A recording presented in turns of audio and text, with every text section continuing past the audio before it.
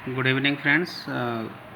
आज मैं civil first year वालों के लिए basic of mechanical and electrical engineering में इलेक्ट्रिकल पोर्शन लिख के आया हूँ। जहाँ तक मेरा मैकेनिकल जो पोर्शन है वो मेरा कंप्लीट हो चुका है। आज मैं आपके लिए इलेक्ट्रिकल पोर्शन शुरू करने जा रहा हूँ। उस इलेक्ट्रिकल पोर्शन में हमारा चैप्टर है पृष्ठ धारा, जिसे हम बोलते हैं डीसी सर्किट। डीसी सर्किट ये चैप्टर शुरू हो रहा है। इसमें सबसे पहले कई सारी डेफिनेशंस हैं जिन्हें आप लोगों को समझना ज़रूरी है, जैसे कि circuit, electric circuit, series circuit, parallel circuit, combined circuit, electric mesh, node, junction, point, branch. ये सब क्या होते हैं? जब भी आप इलेक्ट्रिकल पोर्शन को समझ पाओगे, ये आपके लिए समझना बहुत ज़रूरी है। तो चलिए हम स्टार्ट करते हैं। नंबर फर्स्ट पे आता हमारा परिपथ। परिपथ, पथ से आप जानते हो, पथ माने रास्ता। ठीक, पथ माने रास्ता। परिपथ को इंग्लिश में बोलते हैं हम CIRCUIT सर्किट। परिपथ को हम इंग्लिश में बोलते हैं सर्किट। तो परिपथ क्या होता है? इसका तात्पर्य एक विशेष पथ से है, यानी कि it is a kind of path. Path माने रास्ता। यह एक प्रकार का पाथ है जिसमें इन विच ऊर्जा का प्रभाव होता है। In which flow of energy, in which flow of energy, that is called circuit. यह एक प्रकार का पाथ है, यह एक प्रकार का रास्ता है जिसमें ऊर्जा का प्रभाव होता है। जैसे कि कौन सी ऊर्जा है? एग्जाम्पल, जैसे कि कौन सी ऊर्जा है? विद्युत परिपथ, इलेक्ट्रिक सर्किट, विद्युत परिपथ, magnetic field,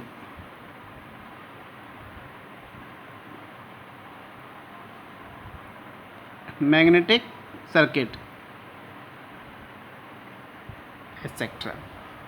electric circuit, magnetic circuit, electronics, एक और electronics circuit.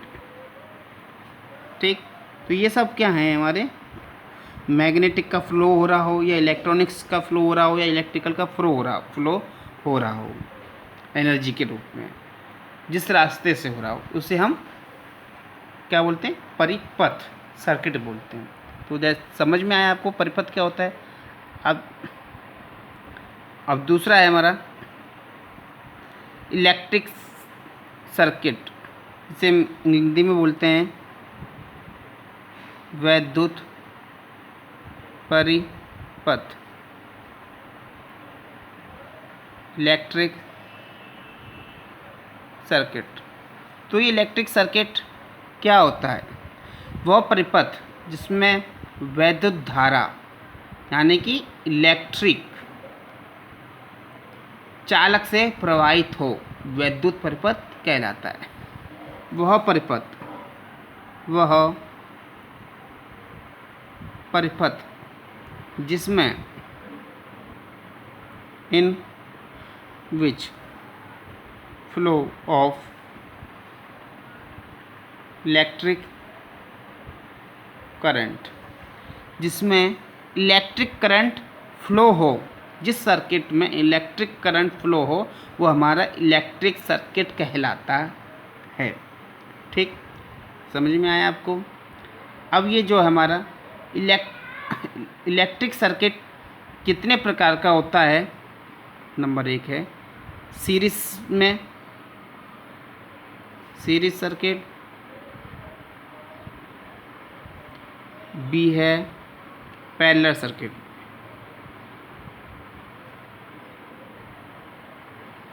Series circuit, parallel circuit. अब आप सीरीज का मतलब समझ रहे हैं कि ये क्या है, हमारा सीरीज में आ रहा है।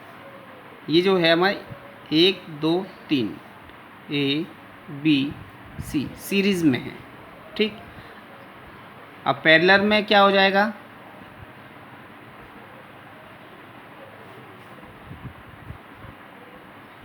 एक दूसरे के पैरेलल है, ठीक।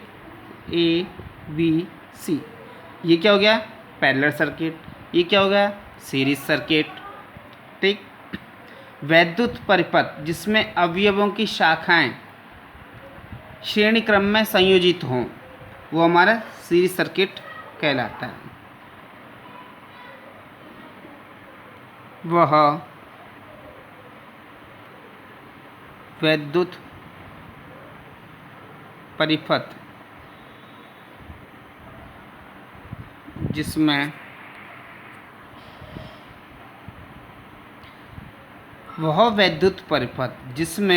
अवयवों की शाखाएं सीरीज क्रम में संयोजित हो, सीरीज सर्किट कहलाता है।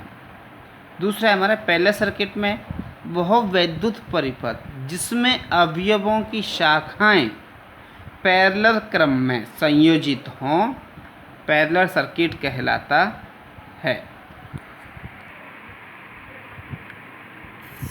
तीसरा था कंबाइंड सर्किट।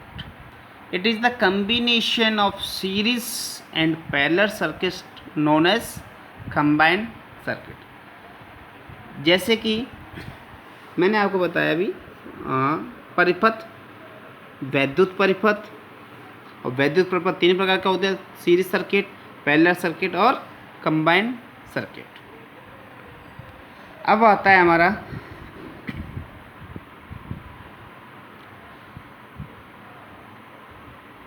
जंक्शन,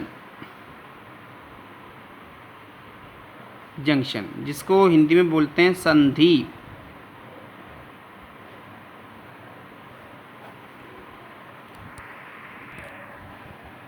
जंक्शन जिसको हम बोलते हैं हिंदी में संधि, किसी नेटवर्क, यानी कोई नेटवर्क है का वह बिंदु जिस पर 3 या 3 से अधिक अवयवी शाखाएं आकर मिलती हैं। जैसे कि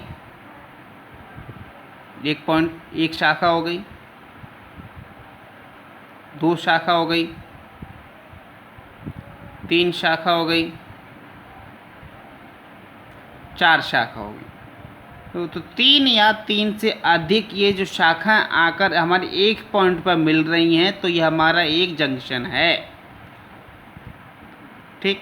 अब आता है नोड, जिसको हम हिंदी में बोलते हैं गांठ।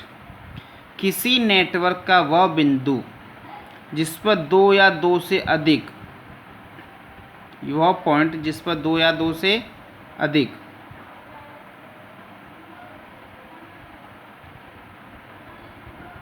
अवयवी शाखाएं आकर के मिलती हैं, नोड कहलाता है। ये हमारा नोड, जिस पर 2 या 2 से अधिक अवयवी शाखाएं आकर मिल रही हैं, ये क्या हमारा जंक्शन,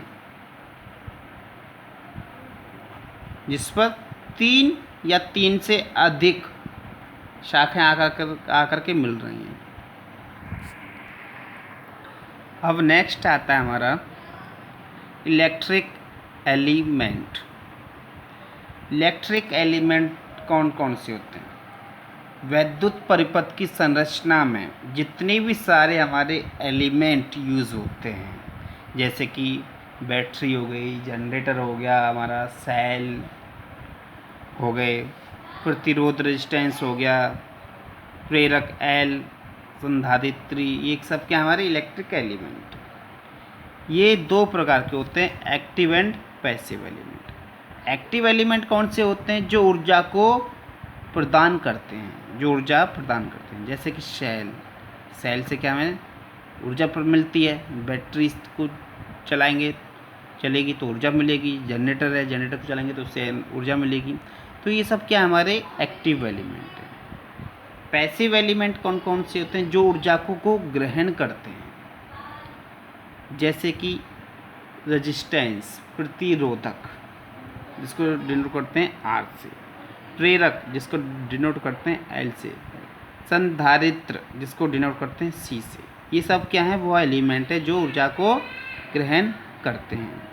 तो इलेक्ट्रिक एलिमेंट हमारे दो प्रकार के हो गए, एक्टिव एंड पैसिव एलिमेंट।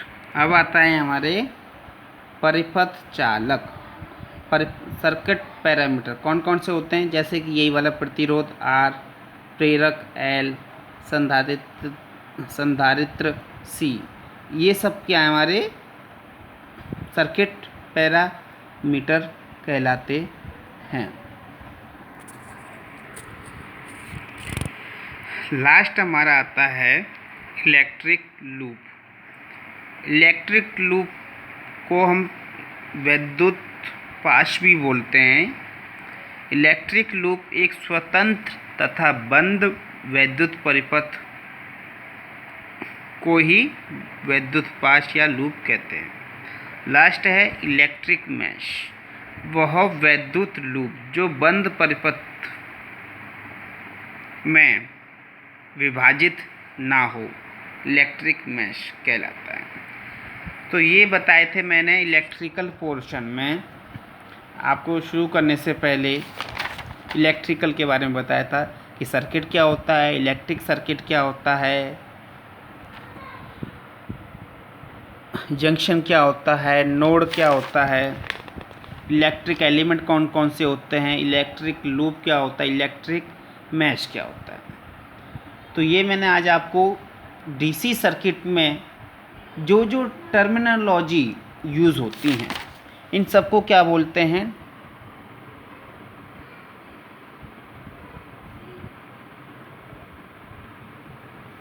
ये सब क्या हमारी जो मैंने अभी तक आपको बताई टर्मिनोलॉजी, आपको टर्मिनोलॉजी बताया। अब मैं आपको आगे जब बताऊंगा तो आपको इलेक्ट्रिकल पोर्शन समझने में कोई भी परेशानी नहीं होगी, क्योंकि ये सारी टर्मिनोलॉजी आगे हर मोड़ पे आपके सामने प्रस्तुत होंगी। इसलिए मैंने आज आपको सिर्फ़ और सिर्फ टर्मिनोलॉजी के बारे में बताया है जो हमारी इलेक्ट्रिक पोर्शन में आती है। तो नेक्स्ट वीडियो मैं आपके लिए लेके आऊँगा जिसमें वेरी मोस्ट इम्पोर्टेंट जो हमारे पेपर में आता है वो है हमारा ओम्स लॉ। क्या? ओम्स लॉ आता है, मैं उससे कराऊंगा। और अगली वीडियो का आप मेरा इंतज़ार करें।